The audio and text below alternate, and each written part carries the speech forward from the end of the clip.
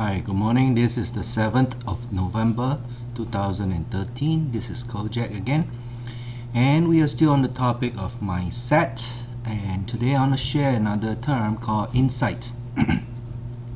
Okay, the capacity to gain an accurate and deep understanding of someone or something or a topic. So, another word is like profound, deeper meaning, right? So, today the topic is basically on conditioning. So I wanted to share let's say how a skinny kid like me when I was in school, how a skinny kid could win all these gold medals. So I was sharing in the earlier video that I use conditioning, or in this case muscle conditioning, and I was able to compete with taller guys, bigger guys, and faster guys, okay, stronger guys, and I was able to beat them and get the gold medal. So I'm going to use an example. Let's say here, javelin. I was a skinny kid, but I could really throw that javelin. But if an ordinary kid takes a javelin and he throws, he may just throw about 30 or 40 meters. But I remember I held the under 17-year-old record at 51 over meters. How did I do it? I'll just share some pictures. So this is a barbell, okay, and each barbell is probably about 10 pounds or heavier, okay, and I took the long one and I remember it was around 10 pounds. So 10 pounds is already pretty heavy, so I used that as a javelin trainer. So I would toss that and it would go maybe just a short 10 or 15 yards or meters, right? So by training with that, later on when I actually throw the javelin is about, when it's junior, is about 600 grams. Middle age athletes will throw it at about 700 grams, and then the men's javelin is weighed at about 800 grams. So when you compare 800 grams or 700 grams to 10 pounds, it's a lot of difference. So what I was doing, I was using a system of muscle conditioning. I was using also another one which I do here with the spring, and I remember at my old mom's place I did a pulley system. So when I pull that javelin, the weight goes up, right? So I was actually pulling on a heavier load. So by conditioning the weight of the javelin using my muscle to kind of pull a heavier weight, I get used to the heavier weight. So when I compete, when I actually throw that javelin, it felt like a toothpick. See? So to do let's say a phenomenal feat, even let's say if you have just wheel alone, okay, a desperate, let's say, mother whose kid was pinned under a car by accident or whatever, she was able to lift up the whole car by herself.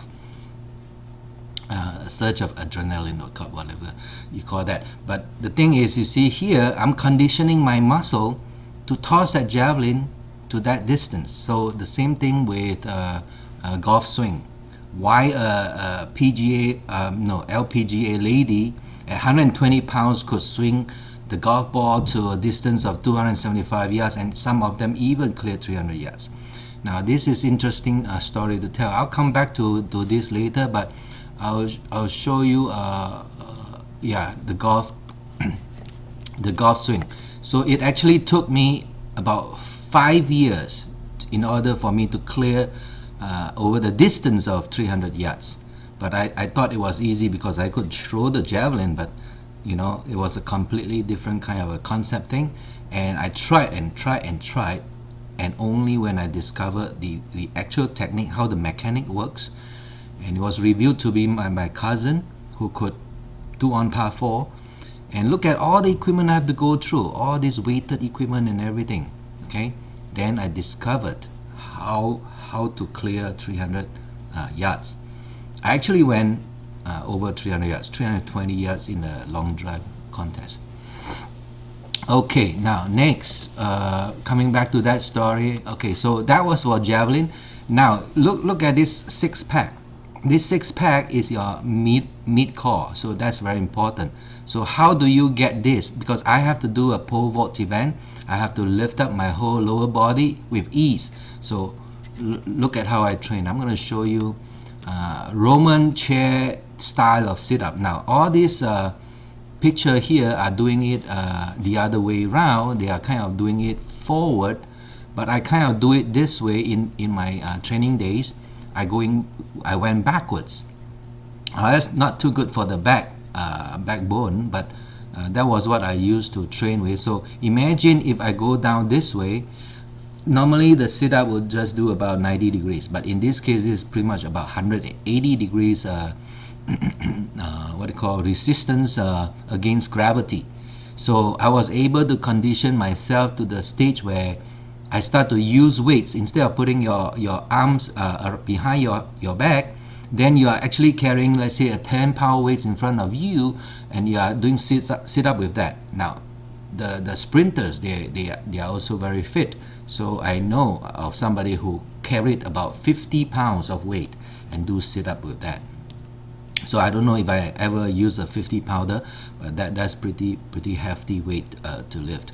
So in order to get to this kind of core, okay, I was then able to lift myself up over the bar with ease. And I remember when I was in my army days, somebody challenged me to do 300 sit-ups. Can you do 300 sit-ups under 20 minutes?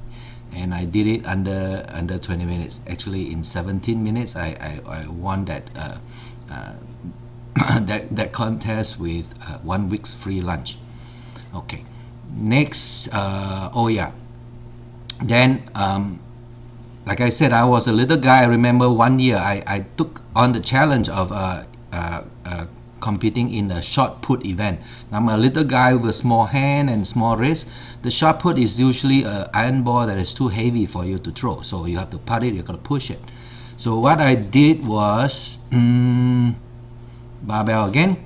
So I'll take something like a 30-pound barbell, 30 pounds. So the shot put, I remember, was like 12 pounds, 8 pounds for junior, 12 pounds for middle age, and then the adult ones, the men's, is 16 pounder.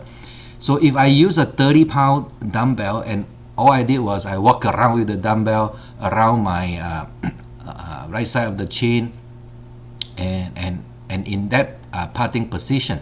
So what I was doing, basically, I was conditioning my wrist, I was conditioning the weight, 30-pound ball, something like that, until I get used to it. So I remember when I went to the competition, and if you line me up, I will be right at the end of the lineup, the shortest, the smallest guy, and the rest are bigger, fatter, and taller.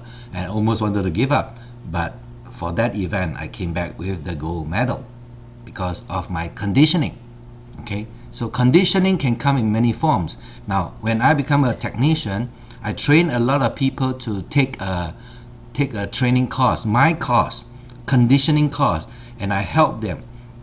I did a mock-up exam, and so when actually they went into the exam hall, it's a very rigorous exam. We have to do 6 disciplines, and because of the conditioning they did during my course, then they were able to pass the exam. So I'm actually responsible for a lot of RDT, which is Registered Dental Technologist. So people ask me, hey, why do you help a lot of people to get competition? But I said, I'm doing a good thing for the community, so you be the first one to throw the stone. So they back off. So now, conditioning can come in many forms. Okay, so let me see. Okay, it could be muscle conditioning like I did. Okay, it could be effort conditioning, it could be mental conditioning, and it could be price conditioning. So I will touch on those little steps, those little terms bit by bit. Okay, so this is coming to 10 minutes now, so I will end off this video, and I'll see you in the next one. Bye. Oh, one more last thing I forgot to mention. I use a field light today, using a halogen bulb as a fill-in light, and I get a little bit better skin tone. And I use the normal cool light as the key light, so that one will I light up the whole face from one angle, and the other fill-in light comes in very soft. I put a little tissue paper in front just to soften it up, and you get a better result. See you in the next video.